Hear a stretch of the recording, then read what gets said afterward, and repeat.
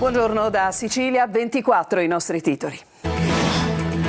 Sara Campanella uccisa con 5 coltellate. L'esito dell'autopsia di ieri. La madre del reo confesso Stefano Argentino si è presentata ai carabinieri. Voleva uccidersi, sono andata a prenderlo a Messina. Lunedì, giorno dei funerali, lutto anche nell'intera area metropolitana di Palermo. Litiga con il padre per difendere la madre, lo accoltella, arrestato per tentato omicidio un ventenne a Carini nel palermitano, l'uomo operato non è in pericolo di vita. Palermo prosegue l'ondata di indignazione per le minacce subite da una scolaresca di Ancona in visita alla casa museo del beato Pino Puglisi, ucciso dalla mafia, ricercati 2 giovanissimi armati di coltello. È pronto a partire anche per le festività pasquali il Sicilia Express, il treno voluto dalla Regione per contrastare il caro voli, partirà giovedì 17 aprile con ritorno il 26. Tutti i segreti della seduzione nel nuovo libro di Ada Alberti, Sesso e amore dei 12 segni zodiacali. La presentazione oggi a Catania. Calcio, il Palermo domani ospita il Sassuolo per tentare la grande impresa. Dionisi ancora alle prese con qualche dubbio di formazione. Serie C, il big match Catania-Avellino domani al Massimino con le 2 squadre in grande forma. Toscano dice siamo pronti, obiettivo salvezza invece per Messina e Trapani, entrambe in trasferta. I Granata oggi in campo a Latina.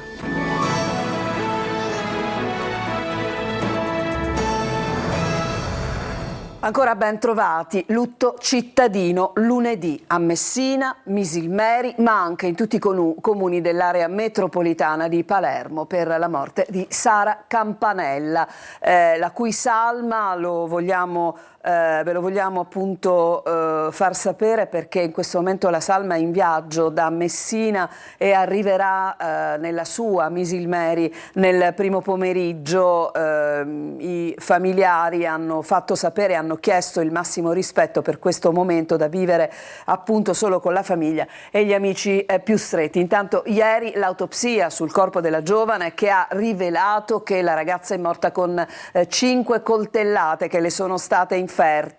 Molto importante anche per gli investigatori il ruolo della madre del giovane arrestato, ma sentiamo tutto nel servizio di Francesco Triolo. Da Messina a Misilmeri, all'area metropolitana di Palermo, lunedì sarà la giornata del dolore e del ricordo. Dopo il sindaco di Misilmeri e quello di Messina, anche il sindaco Roberto Lagalla ha disposto il lutto cittadino nei comuni dell'area metropolitana di Palermo in memoria di Sara Campanella, la giovane studentessa universitaria uccisa il 31 marzo a Messina, e di Laura Papadia, uccisa a Spoleto dal marito. Domani a partire dalle 10:30 e per tutto il giorno e la notte a Misilmeri sarà allestita la camera ardente per Sara, aperta ai cittadini nella chiesa delle Anime Sante in piazza Comitato.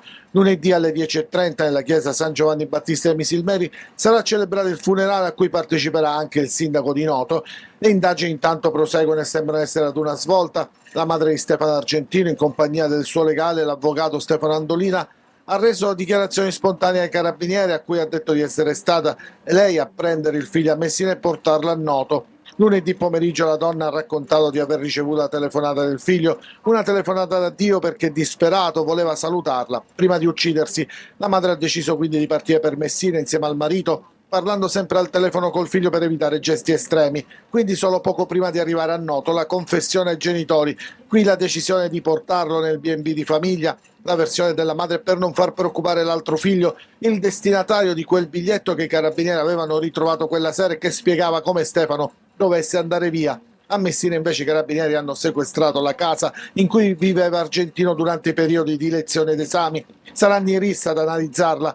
Al Policlinico di Messina invece è stata effettuata l'autopsia sul corpo di Sara Campanella, un esame durato 3 ore che ha accertato come la ragazza abbia ricevuto 5 coltellate tra schiena e collo, una delle quali letale alla giugulare e una che ha perforato il polmone. La ragazza è morta per shock emorragico. Non si sa ancora però se il coltello utilizzato per uccidere Sara è quello ritrovato nei pressi del luogo dell'aggressione, anche se gli inquirenti ne sembrano abbastanza convinti.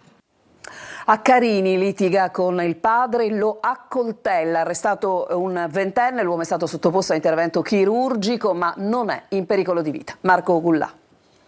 Aggressioni e sangue. Continua la scia di violenza dopo il caso Trento, in cui un 19enne ha ucciso il padre per difendere la madre. Anche a Carini, nel palermitano, un giovane di 20 anni ha accoltellato il padre.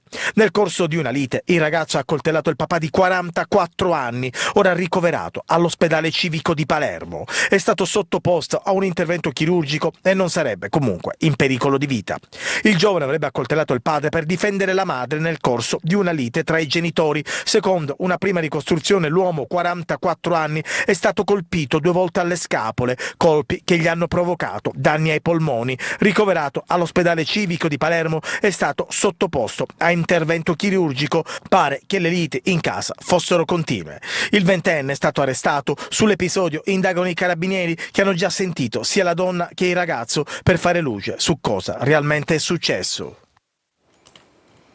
E un uomo di 54 anni è rimasto ferito dal crollo del soffitto mentre stava pranzando in casa con la moglie.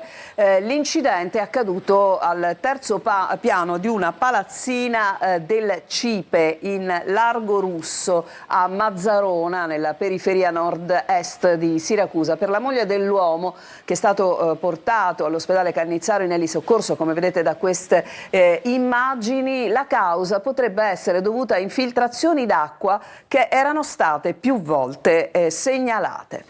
E adesso continua l'indignazione generale a Palermo e in Sicilia per le minacce subite da una scolaresca di Ancona in visita alla casa museo del Beato Pino Puglisi. Indagini in corso per identificare i responsabili. Sentiamo Maglio Viola.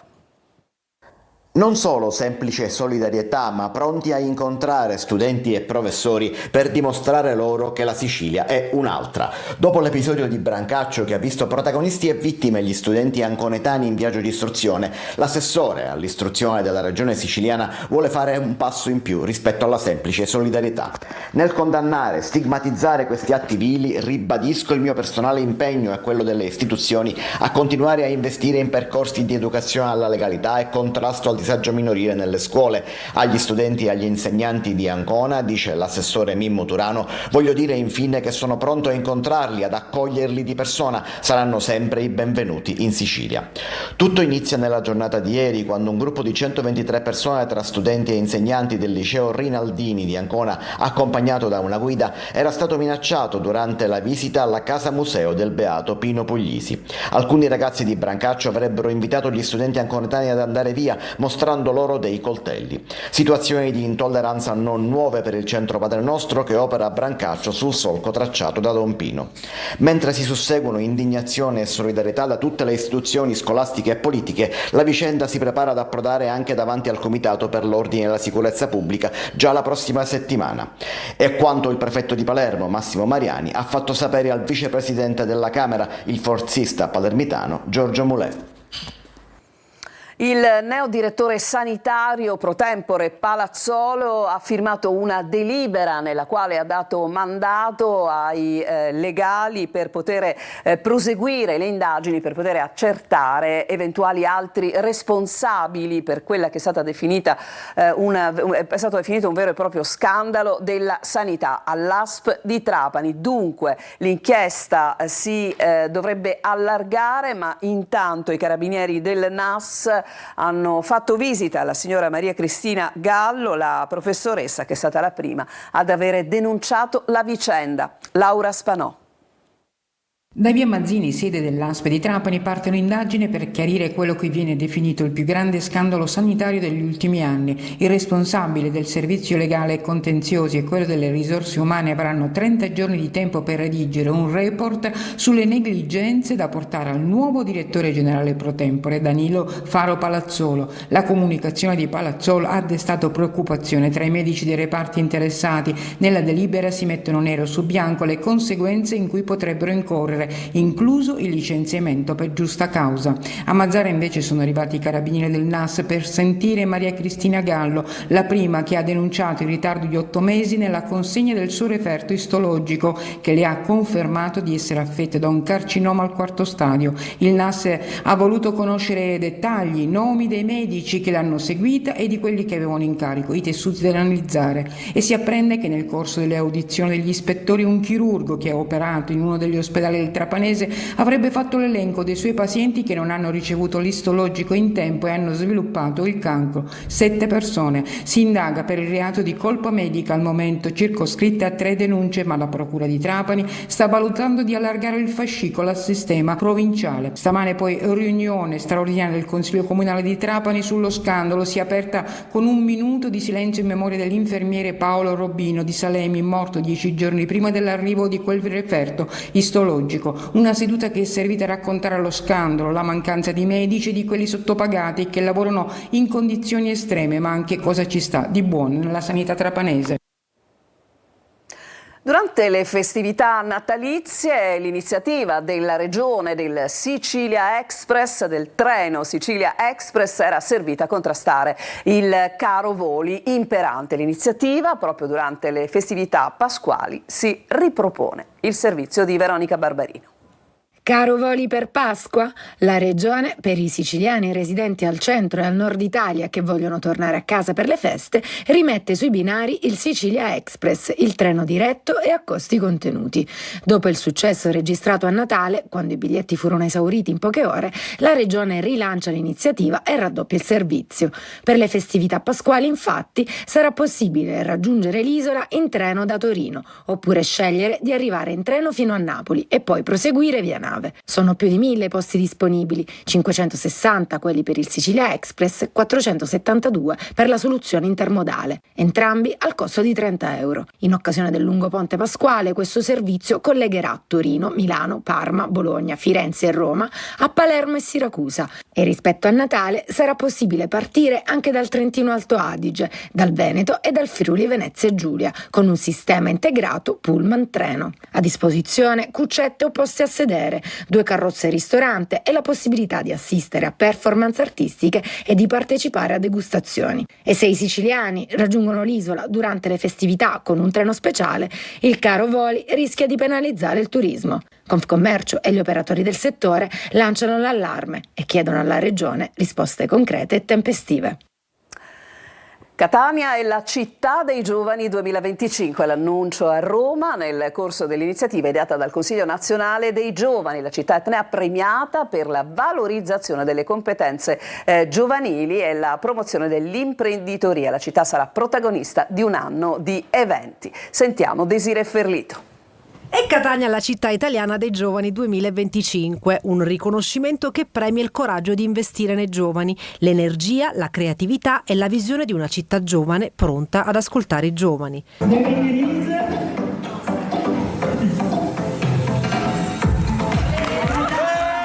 L'annuncio è stato dato ieri a Roma nel corso della cerimonia ufficiale di proclamazione dell'iniziativa ideata dal Consiglio Nazionale dei Giovani. La città etnea ha battuto la concorrenza di Pisa e Torino, premiata per la valorizzazione delle competenze giovanili attraverso il dialogo tra istituzioni, impresa e territorio, promuovendo l'imprenditorialità, l'inclusione sociale e la trasformazione digitale mediante la creazione di hub tecnologici. Piena soddisfazione del sindaco Trantino e della sua giunta. Questo premio si innesta in una serie di iniziative della giunta Trantino e della nostra amministrazione che partono proprio dai giovani, e il nostro obiettivo è chiaramente quello di valorizzare le risorse esistenti già nel nostro territorio per evitare la fuga di cervelli e quindi evitare che i nostri ragazzi siano sempre proiettati a dover andare via dal nostro territorio, quindi al nord o addirittura all'estero, e fare in modo invece che possano trovare opportunità lavorative, opportunità di sviluppo nel nostro territorio. Questo titolo rappresenta un'opportunità concreta per trasformare la città in spazi di cittadinanza attiva, dove le nuove generazioni possono contribuire con idee, competenze e visioni alla costruzione di comunità più coese, inclusive e innovative. Catania nel corso del 2025 sarà protagonista di un anno di progettualità condivisa, eventi pubblici, percorsi di formazione e partecipazione civica rivolta ai giovani. E oggi è sabato, dunque c'è il punto di e con Luca Ciliberti. Le anticipazioni come sempre. A te Luca. Grazie Roberta. Oggi inevitabilmente parliamo di dazi, queste misure trampiane che penalizzeranno probabilmente anche il comparto siciliano. Cercheremo di capire quali sono i settori, i prodotti più esposti. Lo faremo ovviamente con gli economisti, ma anche con la politica. Ci saranno ospiti Luca Sbardella, che è il commissario segretario di Fratelli d'Italia in Sicilia, col quale parleremo anche ovviamente delle tensioni che ci sono dentro il partito di Giorgia Meloni. Ci sarà il senatore Nicita, ci collegheremo con Roma per il corteo del Movimento 5 Stelle che dice no alle armi, quindi insomma grande attualità all'interno del punto. Poi ovviamente abbiamo tanti contributi, le nostre cose particolari, insomma come sempre puntata ricca di contenuti. Allora, piatto ricchissimo, velocissimo Luca naturalmente, alle 14:30 il punto. Noi adesso ci fermiamo e subito dopo andremo a curiosare in quello che è un nuovo libro di Ada Alberti, molto hot. A tra poco.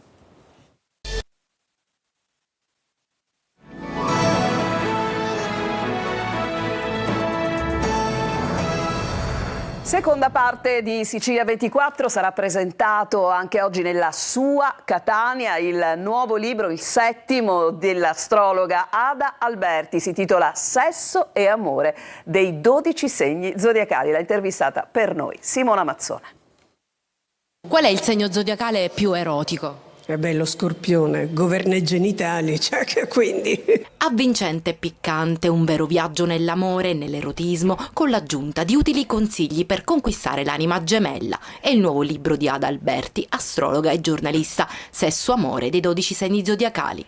C'è tutto in quel libro, la gelosia, dove devi baciare quel segno zodiacale. Quando chiedi scusa di che segno sei, vai a leggere e così sai come ti devi comportare, come ti devi vestire, il profumo da indossare. 12 segni zodiacali, 12 schede con indicazioni sulle vacanze, profumi da utilizzare, alimentazioni da seguire e le zone erogene, persino consigli sulle lenzuola da mettere o su come apparecchiare la tavola. È molto malizioso, è frivolo, è per tutti, è un libro per tutti, uomini, donne, gay, non gay, quello che è. 12 grafici realizzati da Bruno Chiarenza. È un grandissimo artista, vive a Lanzarote ed è il figlio del grande Fred Buscaglione. Amico di mio marito Franco Pini, mio di conseguenza, ha voluto realizzare questi grafici in esclusiva per il mio libro. E poi la prefazione del maestro dell'Eros. La prefazione del grande Tinto Brass, del segno dell'Ariete, non a caso governato da Marte, il pianeta del sesso per eccellenza. Infine un vademecum su come calcolare il proprio ascendente. Adesso la musica con Luca Madonia che si appresta ad andare in un luogo meraviglioso, Modica, data, luogo, anzi la data ve la svelerà lui, del suo prossimo live siciliano. Sarà un viaggio attraverso 4 decenni di musica. Eva Spampinato. Se nella vita cerchiamo qualcuno. Dai de nuovo alla carriera solista, 40 anni di storia della musica che si intrecciano con la vita personale di un gentleman della canzone italiana, Luca Madonia. Un racconto live al teatro, intimo, essenziale ma potente, che andrà in scena venerdì 11 aprile al Teatro Garibaldi di Modica. Bellissimo teatro, e dove porterò la mia storia, racconterò più di 40 anni di musica con Denis Marina alle chitarre, Amar Scamar dal basso, una versione più acustica di presentare le canzoni, e passerò dalle ultime cose, torno indietro e de novo, l'incontro con colleghi con cui ho appunto duettato, uno fra tutti Franco Battiato, ricorderò in musica anche Franco Battiato. Ci sarà veramente tutta la mia storia. Vivo nei panni di un alieno che non vola, che non mi assomiglia, ma io vivo. Teatro e musica si incontrano, ne esce fuori un racconto un po' parlato, un po' cantato. E la gente è contenta, io sono contento di vederli contenti, perché vedo la mia generazione, chi mi ha seguito, anche ragazzi più giovani, che vogliono sentire come nasce una canzone, perché nasce, come ho conosciuto tale artista o quell'altro, ed è un modo anche di sdrammatizzare, ironizzare su tutti questi anni in musica. Potremmo andare insieme al mare, seguire il volo di un gabbiano, ci porterebbe anche lontano dalle nostre ipocrisie, dalle nostre ipocondrie. Adesso ci fermiamo ancora e poi c'è il calcio.